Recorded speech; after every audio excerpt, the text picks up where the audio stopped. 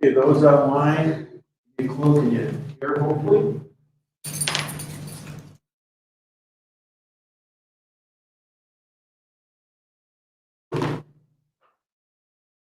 Somebody tell me if they can hear me or not. Okay, thank you, Evan.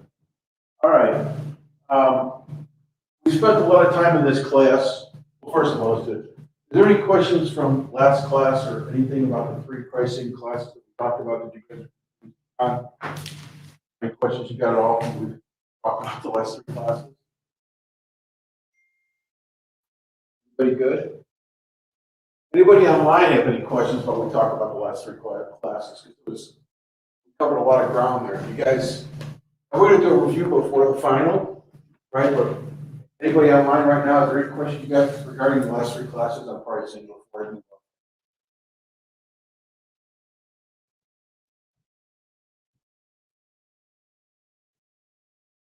on? Okay.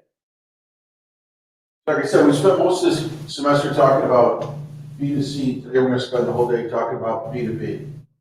All right, and why is that important? We talked about jobs. We've talked about how many jobs are in B2B. There's more jobs in B2B than B2C. The thing about B2B is that the shit's hit the fan because of the pandemic, because of coronavirus. And I put this slide together from a bunch of different sources. But anyway, you know, I tell people who are looking for jobs, I'm talking to Andrew a lot.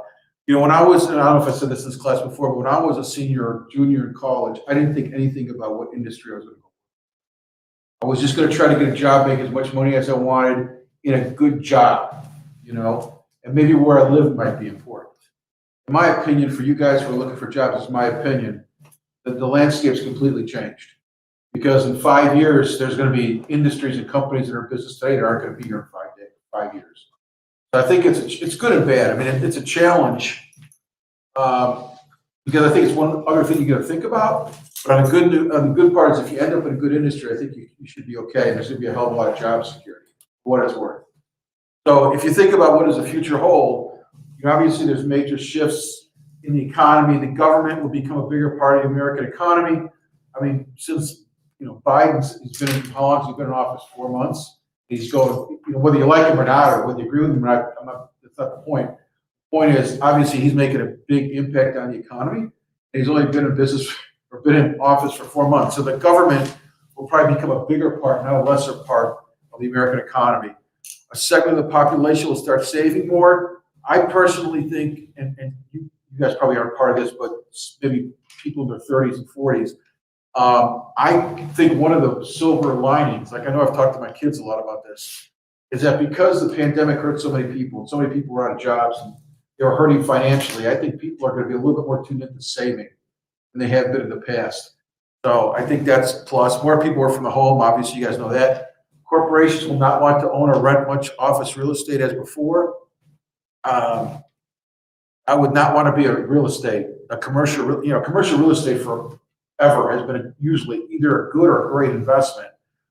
I don't know. They better, they're going to have to pivot in terms of what they do and how they offer, what they have, and what the rents are and everything. Commercial real estate's a tough place. Online education will grow. I think some people in this class many people in this class have not come to this class. Some people like online, some people don't. Some people might be doing online now that they hadn't been doing in the past, and maybe they like it. So online education will grow. Universities experience financial pressure. The more online people there are, the worse it is for a school in terms of finances. Because if people are staying at home, they're not spending money on campus, right? That's a problem, and you can argue about tuition rates and all that stuff, but university experience will definitely experience financial pressure. Telemedicine will become popular. You guys know what telemedicine is? You guys know what telemedicine is? So telemedicine is instead of you going to a doctor, you basically talk to a doctor via online, and they handle much of the basic stuff, right? Media specialists, they don't do that, but for basic stuff, they'll do that. And that's going to grow because the whole future of healthcare is, holy shit, who knows? And most of my friends are in healthcare. It's like, my best friend's daughter went to the University of Georgia, didn't get a B, went to Emory Nursing School, didn't get a B. She hasn't gotten a B in 7 years. And her dad makes a ton of money as a neuroradiologist, and he told her not to be a doctor. He thinks the future, now that's from his perspective, right? That's from a doctor's perspective, but just in terms of how we pay, how insurances work, how doctors make money, how we take care of people who don't have money, right? The disenfranchised population, which is going to get bigger and bigger, how you take care of them. The whole medicine thing is going to be insane. More people buy groceries online. Does anybody buy groceries online? Your family does, Tyler? Anybody else? No, because we were just at their house this weekend. They buy everything online now. My wife chooses not to buy stuff online, but a lot of people are buying it. And again, if you're a good supermarket, what does that mean in terms of your business? Is that good or bad? How do you market? Blah, blah, blah. Golden age of biotechnology, that goes without saying. Supply chains will shift closer to home. What does that mean? Supply chains will shift closer to home.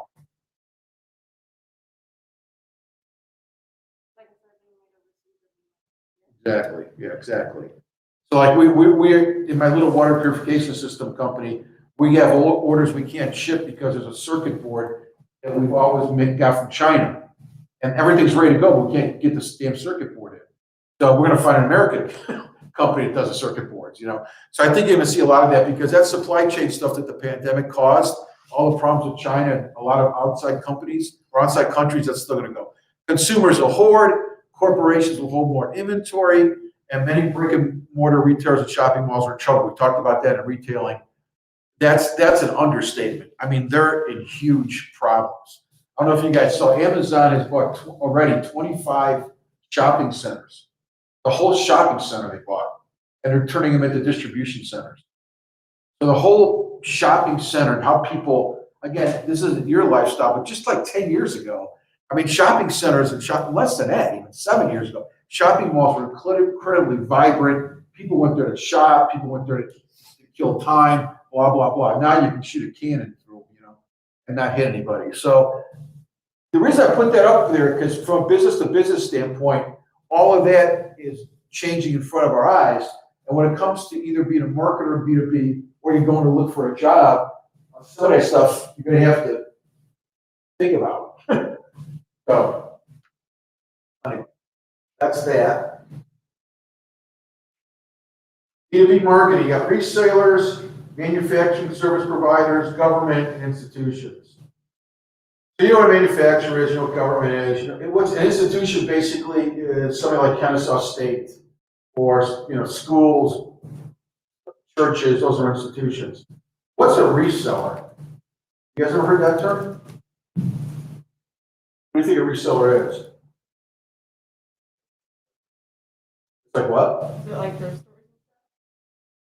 stores? Yeah, except this is B2B. But that's the right thinking. So if it's B2B, go ahead. What would be an example of B2B? The end user, those in a consumer, the end user is a business. So what do you think a reseller does? That if it's a business marketing to a business? It's like a part. That's part of it. Or a lot of times businesses will just buy products and just resell them. That's usually what a reseller is, right? Usually they'll just buy because they may have entree into customers. There's a million reasons for them, but for some reason the original manufacturer can't sell the product as well as somebody he sells that product to, then resells it. Okay. Overstock.com. The only thing with that, again, that's consumer, right? So overstock.com, where they got the products.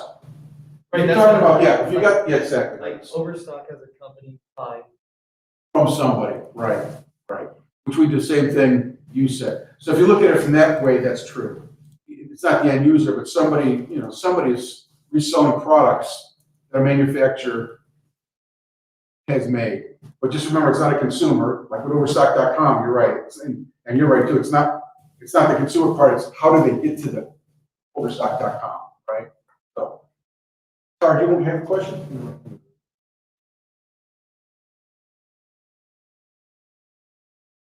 Top B2B marketing challenges: expand understanding of customer needs, competing globally as China and India reshape markets.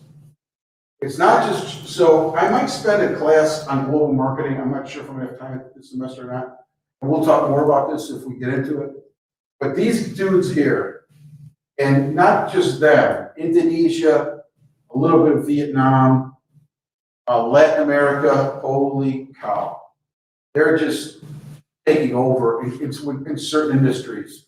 It's a little bit of a risk. You know, first of all, these countries have a ton of people in them, right? To start already. And it used to be we sold to them, American companies sold to them. What's happening is, you guys know, with the trade balance and everything, you know, it's getting to be the other way. So they are really, their influence in terms of what happens in the global economy is a lot greater than it used to be. Mastering analytical skills and improve quantitative skills. Innovation is growth. Organizational models. So what this says is creating organizational models and linkages. All that means is a lot of businesses have to completely change how they go to business because of, like the last sheet I showed. So businesses that are archaic and don't want to change and can't keep up with the times, they're going to be in trouble. And managing B2B in an increasingly technology-driven world. I had a conversation today with the head of HR from Delta. Long story. I got a chance to talk to her, and we were talking about my social media scrubbing thing. And she said they've just put a gigantic emphasis, just like in the last 2 years, in their digital marketing group, because they thought that they were not doing a good job with that. Which is funny because I know the advertising agency who works with Delta on their website, and they thought they were pretty progressive, but they didn't. That's somebody at Delta saying we've got to do a better job. So when you're doing B2B, technology is everything. And you got to remember, a lot of these B2B companies have been around for a long time, making a shitload of money, making a ton of money. And they're not always apt to change. And that's why if a younger person gets in this environment, they can create, I keep on telling you this, guys, I mean, you can create a big difference in the B2B world because a lot of people you deal with are going to be like somebody like me, not technologically where we should be. So, how to succeed in B2B? You guys know what SEO is? You know what SEO is? Nobody, I can't believe that. You guys don't know, nobody knows SEO. If I said it had to do with the internet, what do you think that? Do you have any idea what that is? Exactly. Search engine what? Optimization. You guys heard about it, right? So SEO is search engine optimization.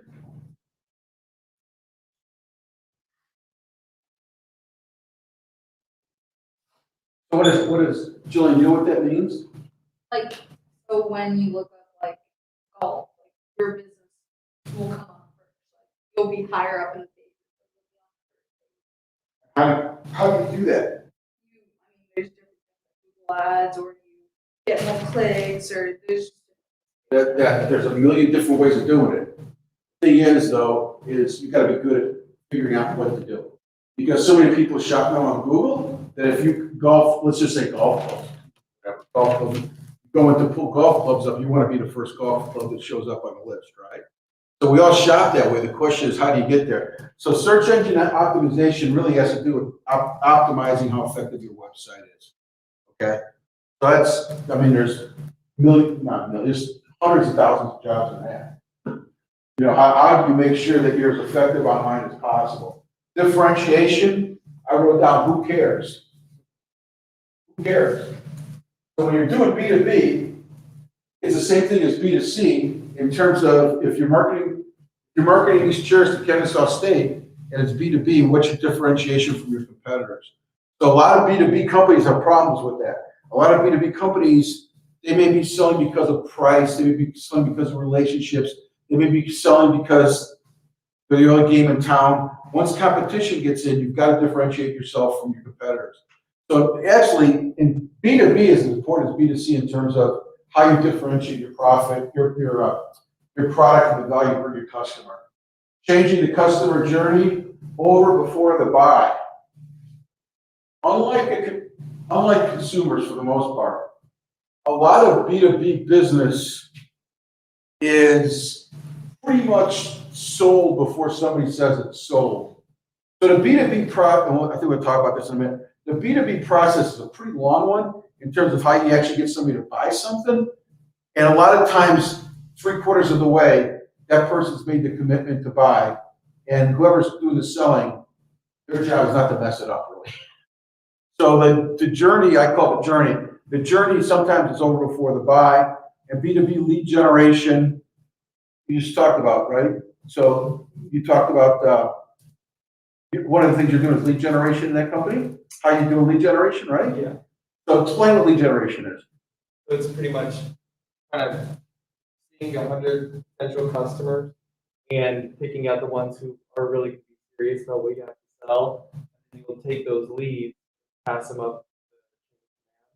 So the person actually doing the selling knows exactly like who to go to and who's actually. Yeah, you guys ever heard of it? And we're gonna talk about sales at least for 2 classes here. But has anybody ever heard of inside sales? You ever heard that term, inside sales? You know what an inside salesperson does? So inside sales, again, it's all B2B. Inside salespeople sit at a desk or now sit at their house, and they dialing for dollars.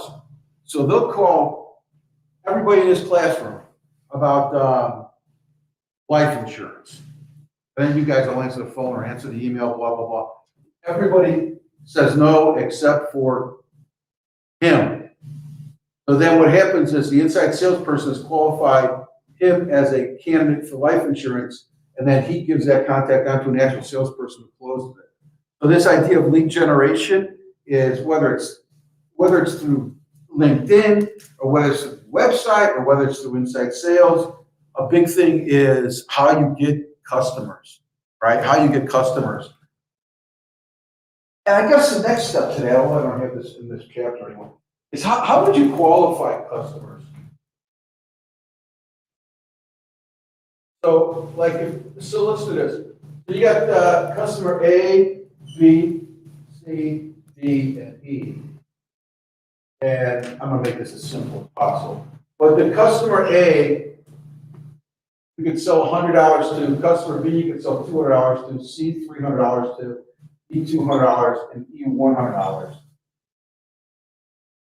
What else do we need to know to figure out what customer we should go after first? Other than how big the opportunity is. What would you say? What's important to know? I'm selling 5 customers, and I've identified these guys as this is what I can sell them. Okay? Is that all we need to know? What else you need to know? That's part of it. It's good thinking. What else? That's right. What else? Big thing is chance of success. Right? So say this A guy is a customer, and for whatever reason, you think your chances of success are 50%. B is 10%. C is 20%. D is 30%. E is 50%. So salespeople or marketing managers, that's what they'll do. They'll do all the customers. They'll say, okay, you know what? This dude is the biggest opportunity, but he's one of the lowest probabilities, right? So if you've got one customer to go after, which one should you go after?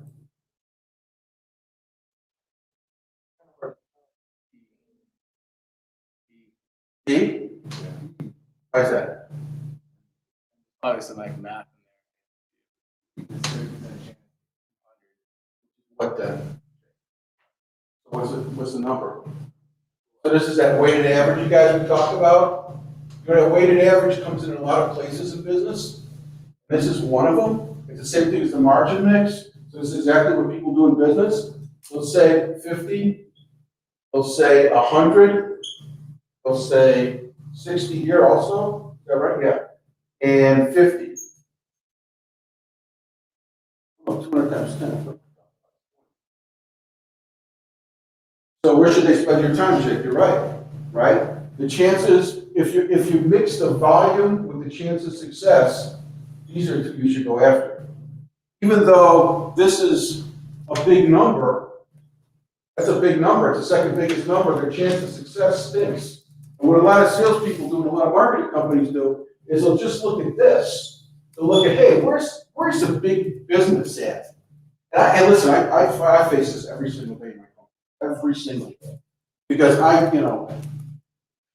it's just mentality and personality or whatever. And you always try to go after the big guys, whereas, hey, what about this right here?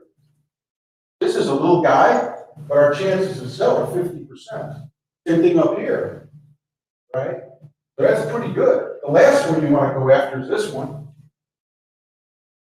You guys got that? So when we talk about sales leads and lead generation, you want to come up with some sort of analysis like that that tells you not only what the volume is of the opportunity, but what the chances are selling. Okay? And you get those leads that do that based on everything Andrew said in a million different ways. There are a million different ways of getting leads. We talked about that.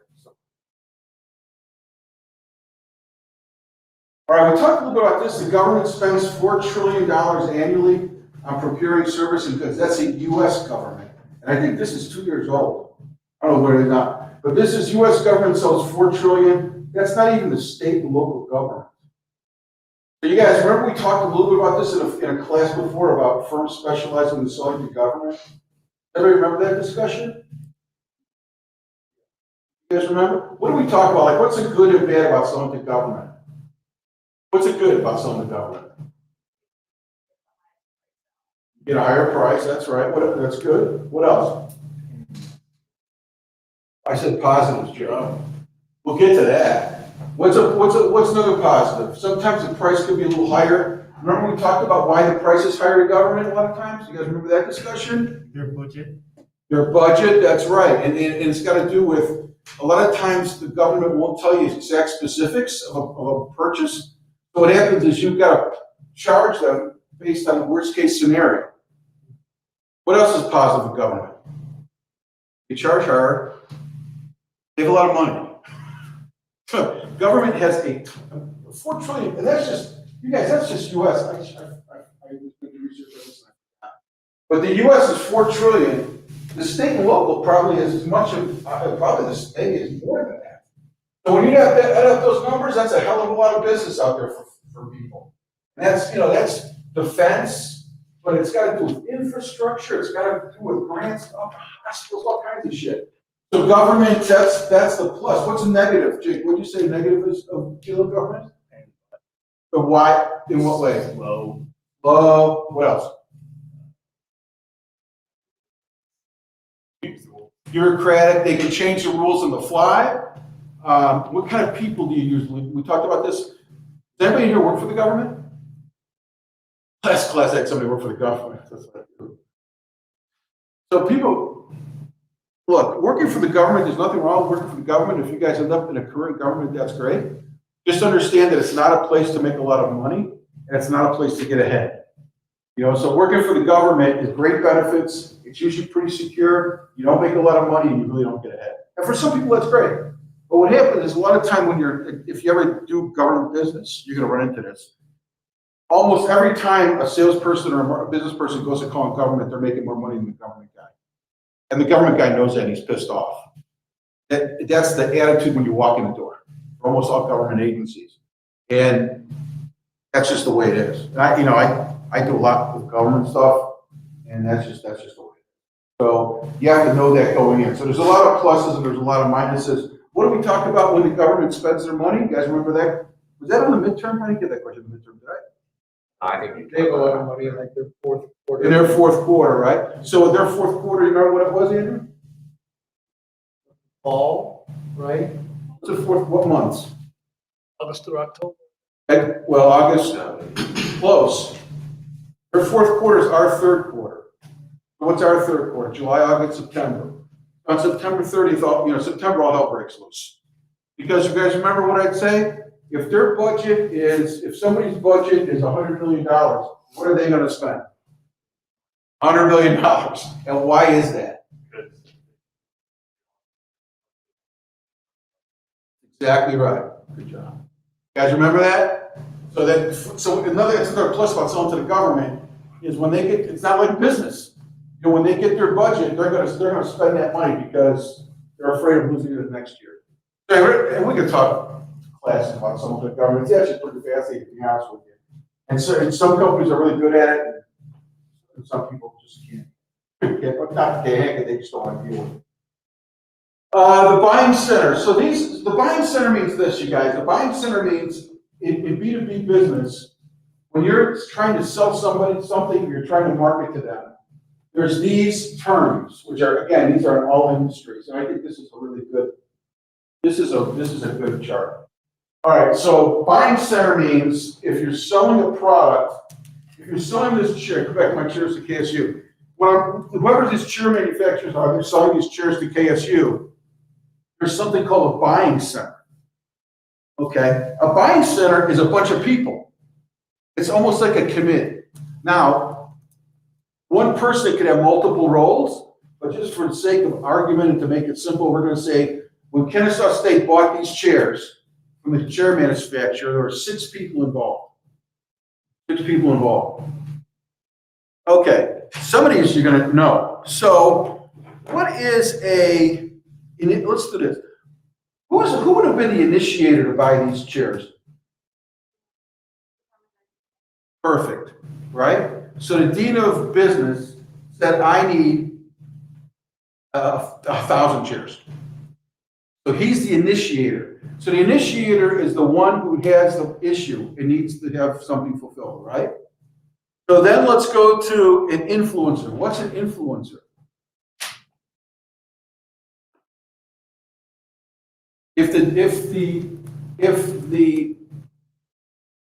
Let's go the other way, because influencers kind of hard. What's a gatekeeper? The guy selling the chairs to Kennesaw State, who's the gatekeeper at Kennesaw State? Oh, close. You know who it usually is? The secretary. You heard that before, Brian? The term gatekeeper? Oh, it doesn't matter what it's marketing or sales, but if you're trying to do something in B2B, you'd be surprised as the executive administrative people how much power they've got. And how many times you can't even get past them to sell something or market something. So a gatekeeper often is a negative term, and it's somebody who's could be a block to what you're trying to get done. The user is easy, right? So the user in this case would be somebody who's using the chairs. So it could be that Kennesaw State, I'm making this up, Kennesaw State goes to 10 students and says, look at these chairs, what do you think about them? And since you're the user, you would have influence in terms of what chairs they would buy. The buyer, obviously, who's the buyer at Kennesaw State for these chairs? Purchasing, right? So purchasing, yes, so purchasing or somebody in procurement at Kennesaw is buying these chairs. Then you got the decider. Who's the decider? The decider, we don't know. The decider is the only one who actually says we're buying the chairs, right? So that could be anybody who's got the budget. It could be somebody who's got the budget's boss. It's somebody who says, boom, I'm the one who's going to decide, or she's the one who's going to decide to buy the chairs. So ultimately, who do you want to talk to? Decider, yeah. Again, not always easy to do. So the last one's influencer. So we went through that whole thing. So influencer, let's get this right now. The dean of business said, I need new chairs. His secretary is somebody we've got to get through in order to ensure that he gets the right data or right information. KSU students are 10 students, they bring 10 students in to sit in 10 different chairs, and they make the recommendations as to what chair to get in.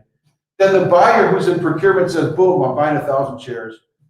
The decider says, well, actually the decider says, I'm gonna buy 1,000 chairs, and then tells the buyer to buy 1,000 chairs. So what's an influencer in that? Who would be an influencer in something like that? Great. What other business? Oh, could be, but just make up. The influencer could be, you know what? The dean of the education department last year bought 1,000 chairs. And the dude in business calls him up or calls her up and says, hey, you bought chairs. What do you think? What chairs did you use? So an influencer is somebody that's not directly in the decision process, but influences somebody in terms of what decision they make. This is a really good chart, because usually when you're selling in a it's different in a B2C environment, right? When you're buying something, I don't know, you buy something on the internet, you know, you don't have a gatekeeper, you're the initiator, you know, you probably don't have you probably don't have any of that stuff. When you're on the internet, you're buying something, you go on there, you hit the internet, you're the end user, and you buy whatever product you're gonna do. When you're B2B, it's way more complicated. Way more complicated. All right, you guys got that? Any questions? Let's go to buying center. So the buying center is multiple people. It's not like a department or space in a room or something. Buying center, the term they use is it's multiple people having influence in how business gets run and what sells and stuff. All right, we talked about culture. Andrew, I'll pick on you too. Didn't you use this word earlier today? Yeah. So what was your question to me? So I asked your nephew, who's the Trace. company, Yeah. you said that most of the people there are very young, so I asked what the culture was like. Okay. Oh, and so pretty much the culture just means is kind of the work environment, how people interact with each other, how bosses talk down to their employees, and how that communication looks like. Teamwork versus Yeah, familial, non-familial, cutthroat, all that stuff adds to a culture.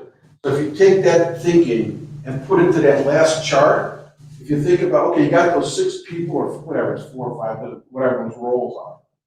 But that's all great to know that, but this buying culture is what culture does that group assume? And this is important because there's democratic, autocratic, consensus, and consultant. Who's good with their English in there? What's autocratic mean?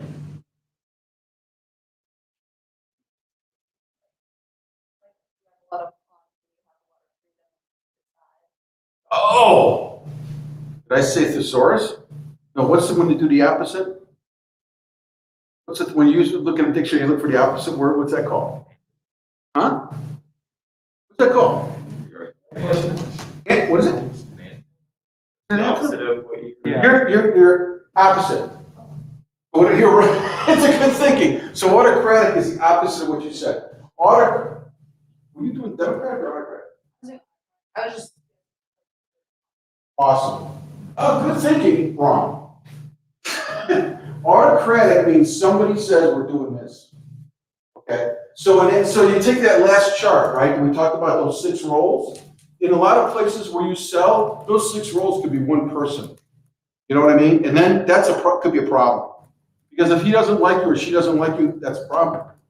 Because you've got one person that's the bad news. The good news is you don't have a lot of BS. You know, Jake talked about talking to the government.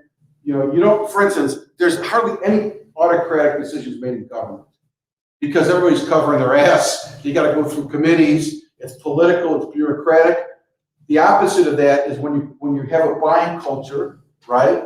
Those 6 roles we said before, it's autocratic. That means one person, for the most part, is making the rules. All right? Consensus, what does consensus you think mean? That? A group of people coming together. Is that good or bad? Depends, exactly right. Yeah, it depends. Exactly right. So consultative is when, and a lot of businesses work this way, when they'll put together, 6 or 8 people, and they'll have a consensus. So one person's not making the decision. Well, somebody's gonna make the decisions, but it's gonna be based on the consensus of the group. Consultative is, you guys, we're talking about consultants, right? You're supposed to be a consultant in your project. So a lot of companies, when I was at Coke for a few years there, the president said, this was wild, but this was what happened. And this happened specifically to me once. You know, the president said it was a promotion we were doing nationally. So I was doing this promotion nationally, blah, blah, blah. And, it was intense. It was like 6 months. I go back and present to him. And everything's great. You know what he'd done exactly? He'd gone to a consultant and told him to do the same exact thing. Because what he was doing was he was making sure that whatever I said was right. So that's how he ran his business, Coke, which was totally, I didn't know this until I went through it. To me, it's totally insulting. But this consultative thing is a lot of times you get the companies, and I'm having a little bit of an issue with an LED company right now, another customer right now, where they rely on consultants and they rely on outside people in order to make decisions. That's a consultative buying process, and a lot of times that's more bad than good, in my opinion. And the last thing is democratic. Democratic is, consensus is when everybody says yes. Democratic basically is they take a vote. If there's 7 people taking the vote, 4 say yes, 3 say no, they're going to do it. Okay, so those are the cultures of buying centers, and there's pluses and minuses to all of them. But the thing is, when you're selling to somebody or when you're marketing, you need to know what the culture is of that group, because if it's autocratic, for instance, and you think it's consensus, and you spend your time with a whole bunch of schmoes that don't have anything to do with anything, and don't spend enough time with the person making the decision, you're going to lose. So knowing this is important. That's like a culture of the buying center.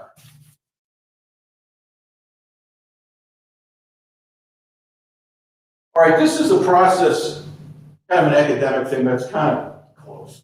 This is a B2B buying, it's called the B2B buying process. And we'll go through each of these steps and then we'll shut it down for today. So it's need recognition, product specification, RFP, proposal, order specification, vendor performance, which I'm going to guess nobody knows pretty much anything about any of these. So let's start with this. So I'm selling, there's something called creating a gap. This sounds esoteric and academic, but this is what happens.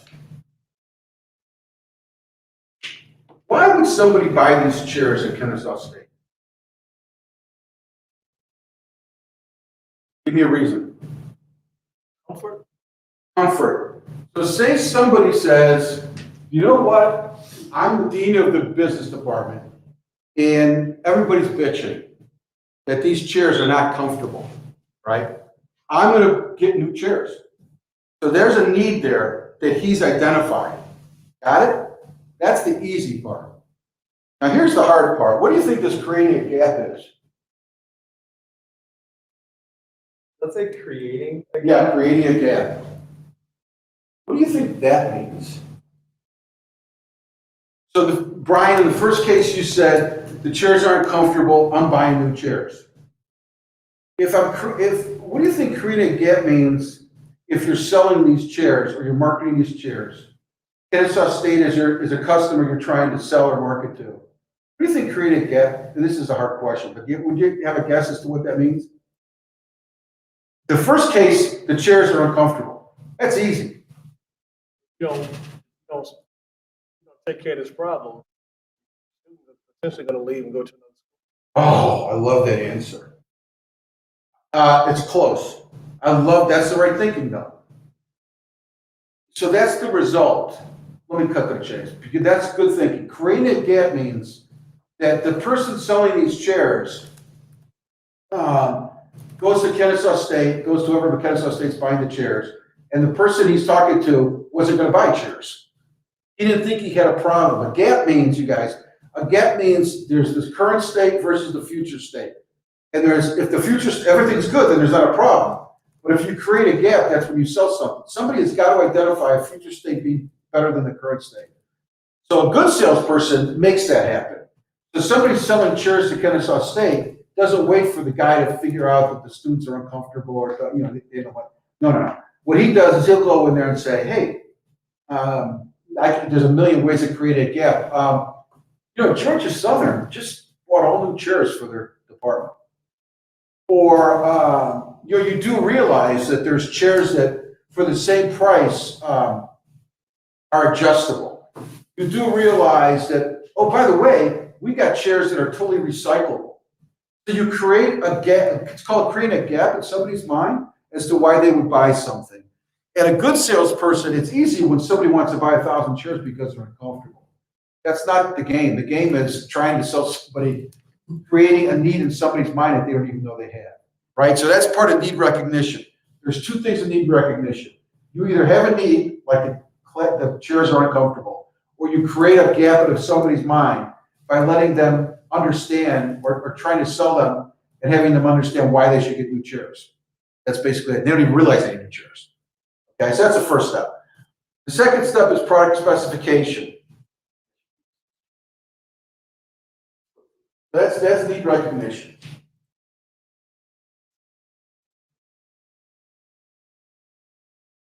Have you guys ever heard of a spec sheet? Anybody ever heard of a spec sheet? Have you ever seen one? Yeah. What is it?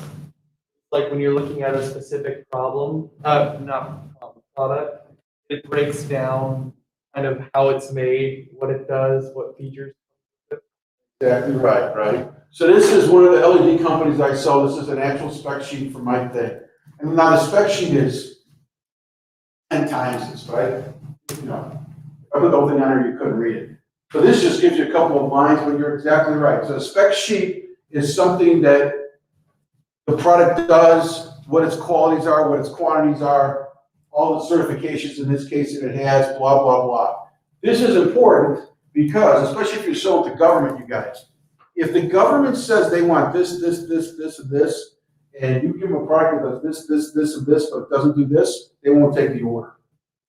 So product specification sheet is super, super important. Did I tell you guys about when I worked at Sunbeam, my first job out of graduate school? We talked about that with the electric blankets. Awesome story. So I'm like 20. So I was in marketing for Sunbeam, and our product was electric blankets, which back then electric blankets were gigantic. We had a 70% share of all electric blankets made because we did all Kmart's, all Pennies, we did Sears, all back then, the big stores with all the blankets. So my job was electric blankets. And it was no sales to this, it's total marketing. So, you know, our spec sheet had, it was like 78 or 79 variables on it. Color, size, what the binding was made, what the material was made, what packaging is going on and on and on. Oh, just a million different, like 70 things. And I had to fill out a spec sheet because when Kmart ordered electric blankets to us, it was my job to say, okay, it's this size, it's this package, it's this quantity, it's this where it's shipped to, blah, blah, blah. So I was, I'm not a detail guy to start with. I'm a little bit better now than I was before, but I'm still not good, and I was terrible when I was young. And to really be a core marketing job, like a serious marketing job, which this was a really good marketing job, I was blessed, it was a joke, I shouldn't have done it. But you have to be detail oriented. I was not. And I sucked at this job, by the way. Terrible at it. But one of the reasons I left, it was apparent to me. So Kmart orders 50,000 blankets. Did I not tell you guys stories? What is it? Remember what this was, you guys, PMS? Remember what that was from before the midterm? Colors. Did I tell you the blanket story about the colors? Well, it's about PMS, but I don't think I talked about. Okay. You guys remember PMS? So PMS is my jeans are PMS 53 blue, and my shirt is 55 blue. Okay. So Kmart orders 50,000 blankets. I remember what 50,000 blankets. And I had this whole spec, and I'm telling you, it was like 75 variables. Again, the packaging, the size, blah, blah, blah, the binding, what kind of electronics it had, blah, blah, blah, blah, blah. And came down to color. I put in PMS 55, which was a blue. They wanted PMS 57 or whatever. So they were supposed to be a blue like this, a nice, beautiful, rich blue. And that was blue 55. This is blue 57, and I made 50,000 ugly freaking blankets. So guess what Kmart said? We ain't taking those. We had to destroy 50,000 blankets. So you know what I did then? Went to sales. That's how I actually ended up at Coke, because I wanted to get into a job that was not, I was lucky, the Coke job was primarily sales, but it was a lot of marketing to sales, which I was good at. But the idea of a spec sheet and all the stuff that goes into it is a killer. And me messing up my spec sheet was really the reason I went to Coke. It was lucky enough that I went to Coke. So that's what a spec sheet does. See that, and it's important to have, because when you're B2B, you gotta know exactly what you're buying. You can't be messing around. There's no, there's no about things. It's exactly what you're buying is a product spec sheet. On the product spec sheet. Okay, then you go through an RFP, which is a request for proposal. So say, I'm going through this right now with Bosch. Well, I don't know if you guys know. Bosch is a huge company, but they're doing their LED plant in West Memphis, and it kind of pisses me off because I thought we were going to get the business, but instead they're going through an RFP. What does that mean?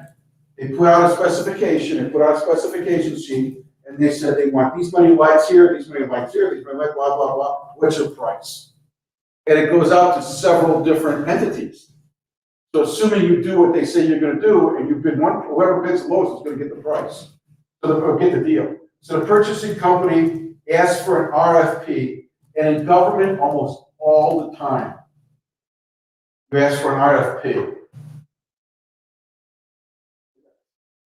Unless you get single source. Single source. So if you're selling something or you're marketing a product, you want to go to RFP. Why not?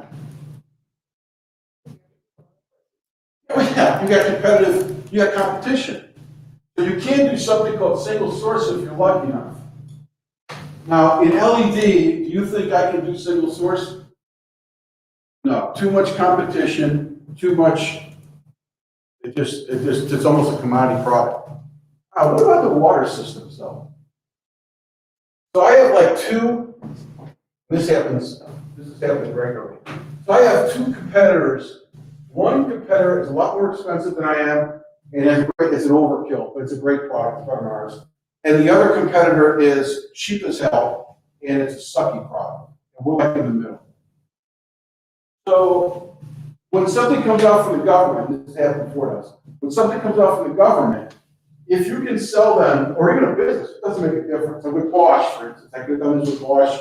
If there was a way my LED products had something that everybody else didn't have, I would try to talk Bosch into making that part of the RFP. So in my case with the water systems, say Houston, Texas, the government wants to buy 4 water systems, and they go out to RFP. What good salespeople will do, like really good salespeople, especially the ones calling them government, they have an input as to what this RFP looks like. And just for chuckles, if I could get in this case Houston, to say that you have to be EPA certified and Department of Defense certified, what that means is my products, when the water comes through my products and it comes out, it's better than this, this is better than this. It's better than this. Okay?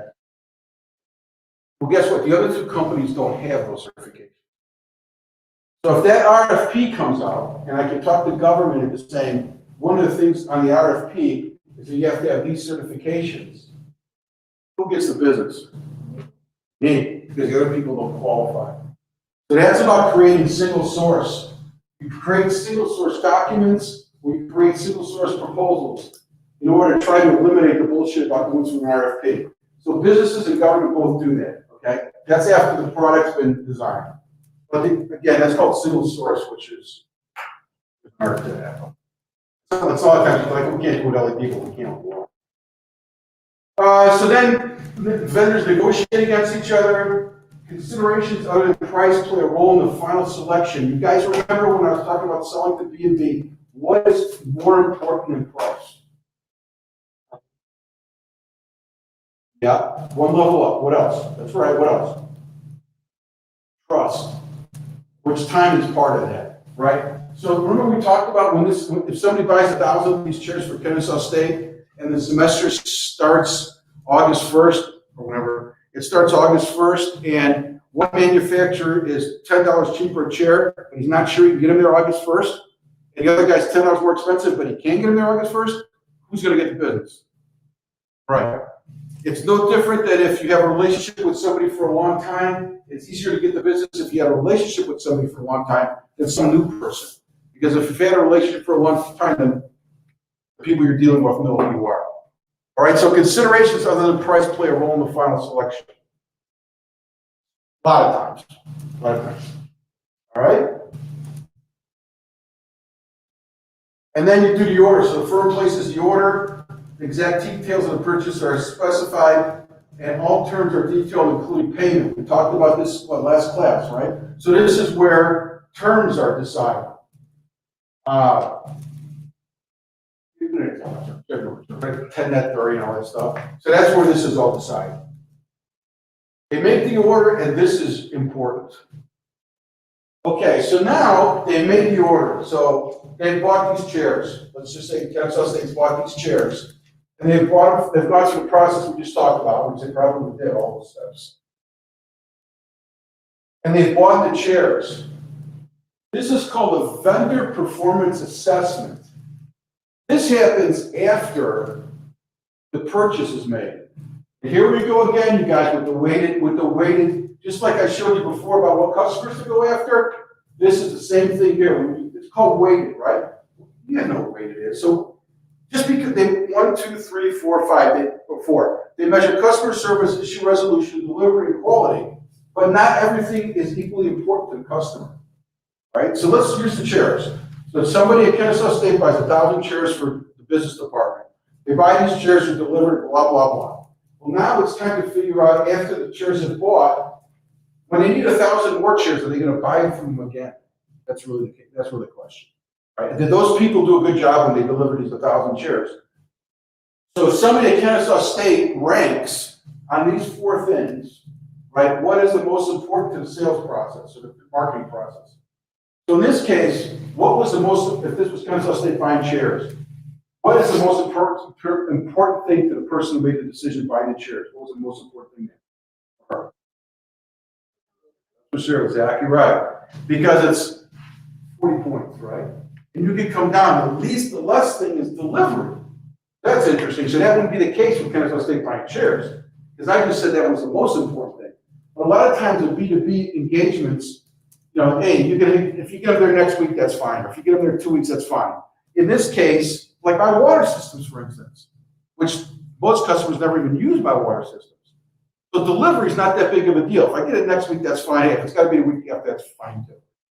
So this would be, delivery would be, if they did this, a customer did this on me, delivery would be 10 or maybe even less. But anyway, we're back to the chairs. So they're buying the chairs, customer service is the most important thing. What's next? Quality, right? Then it's issue resolution. So what's issue resolution?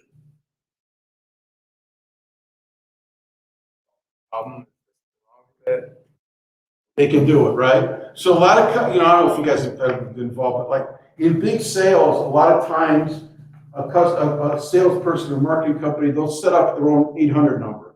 So for KSU State, we've done this before. So if KSU State's buying a bunch of chairs, one of the things you can sell KSU State is, I'll tell you what, with an 800 number, it's going to be manned 24 hours a day, and it's only for you. If you've got any questions, you call, somebody's going to know about your problems, and that's it. So customer service issue resolution is, if there's something going wrong, how do we fix it?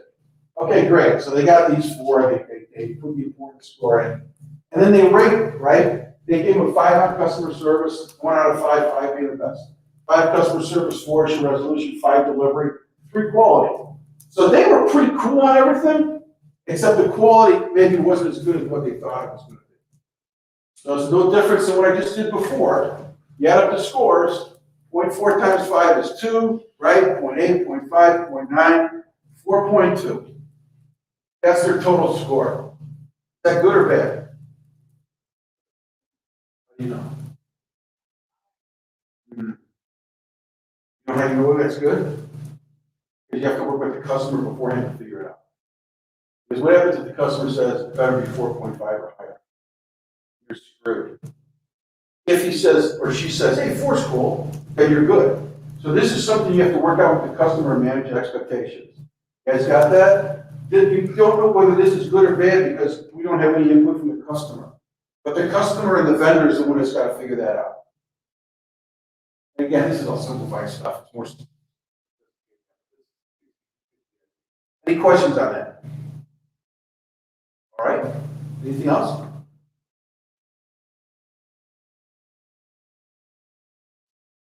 Okay. That's B2B. That's my last chart. I have nothing else to say. What questions do you have before we went off today? For class? Any questions? Pretty straightforward, right? Okay, have a great week, and I will see you on Monday.